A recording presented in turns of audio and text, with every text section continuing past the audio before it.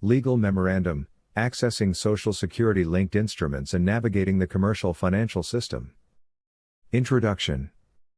This memorandum addresses common inquiries regarding the accessibility of financial instruments or coupons linked to Social Security numbers and control numbers.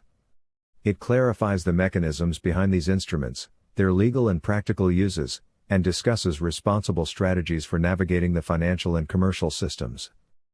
1. Accessing financial instruments linked to Social Security.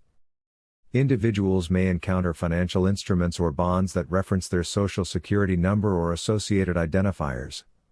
These instruments, however, are not cash accounts accessible to the public.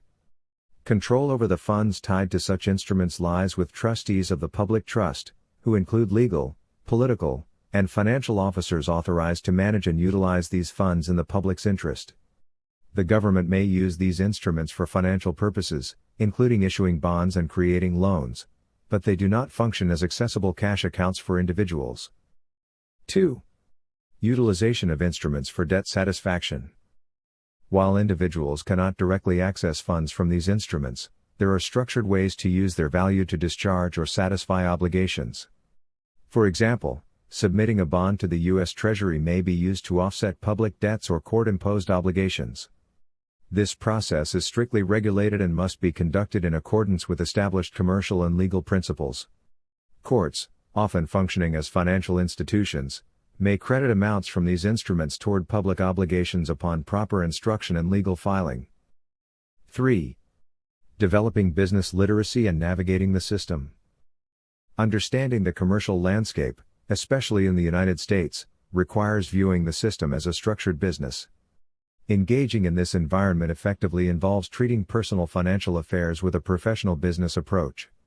This includes understanding the roles of various entities, how to legally protect one's interests, and strategies for reducing personal debt responsibly.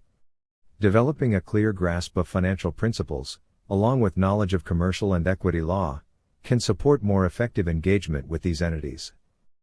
4. Recommendations for moving forward. Those interested in leveraging these concepts should focus on the following. Acquire financial and business knowledge, learning fundamental business principles and strategies for managing personal financial affairs can significantly enhance understanding of commercial operations. Engage in self-education on equity law and justice. An understanding of equity principles can support one's ability to address obligations and protect personal interests without unnecessary confrontation.